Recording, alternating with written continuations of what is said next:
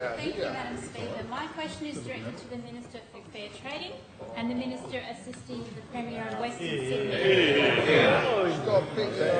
When the Minister outlined the work the government is doing to benefit the people of Greater Western Sydney. Thank you. Call the Minister for Fair Trading and Minister assisting the Premier for Western Sydney. And the House will come to order. Thank you, Madam Speaker. And I do want to thank the member from Mulgoa for her question. She's doing an outstanding job in representing the people of Mulgoa in a growth area in Sydney where there's both houses and jobs growth is critically important. Now, Madam Speaker, this government did come to power with a comprehensive plan to make New South Wales #1 again and recognise how important the people of Western Sydney is to several members of the opposition now on 3 calls. Now, whilst Labor continued to lecture the people of Western Sydney, this government is believing in them. We're not lecturing to them, we're actually believing in the people of Western Sydney.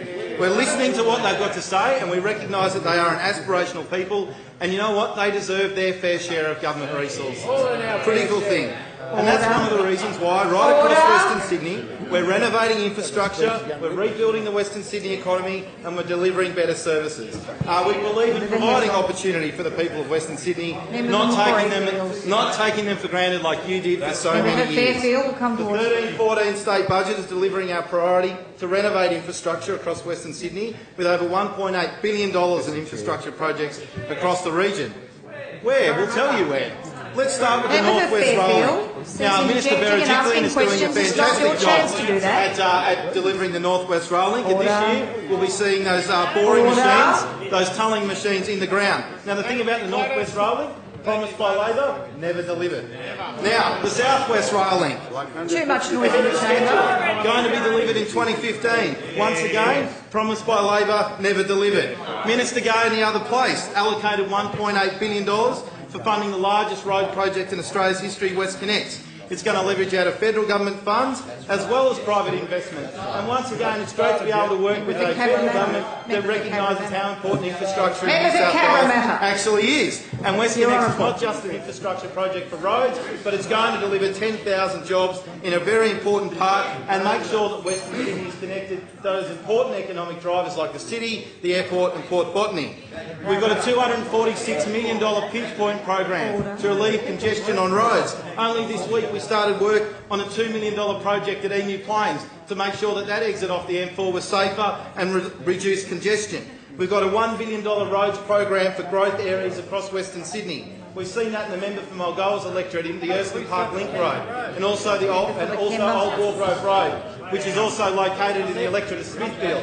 Now, not only are these roads investments that were once again promised by those opposite us that are being delivered by us, but what they are also doing is making sure that we deliver jobs and housing growth across Western Sydney. And Penrith Council has told us that since the announcement by this government that they've been inundated with DAs, 4, 5, 6, 7 DAs for new applications in those opened up areas for jobs growth. We've also seen roads at Schofields Road, Camden Valley Way, Narellan Road, all roads being delivered by this government. Under Labor, Western Sydney got left behind. Under this government, they're getting action. Rebuilding the economy with our jobs action plan. I know you guys don't like the data, but it speaks for itself. 8,800 jobs under the Jobs Action Plan across Western Sydney since its implementation.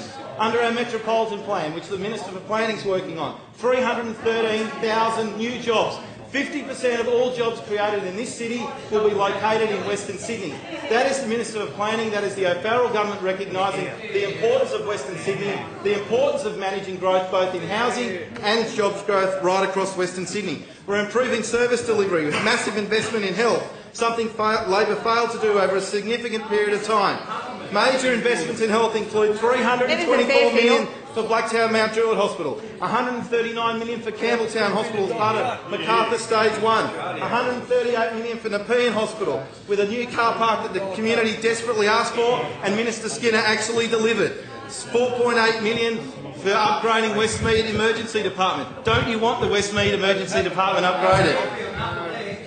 And not only are we investing in the services needed now, but we're investing in the critical research as well with our investments in the Millennium Institute. Under Minister Pickley's leadership for education, Western Sydney is seeing massive increases of funds under the needs-based model for funding. There has never been a greater example of Western Sydney getting its fair share than under the needs-based funding model implemented by Minister Pickling. Under the O'Farrell government, and whilst I'm the Minister assisting the Premier, Western Sydney will be heard. It will be listened to, it will be respected, and we will continue to deliver for the people of Western Sydney.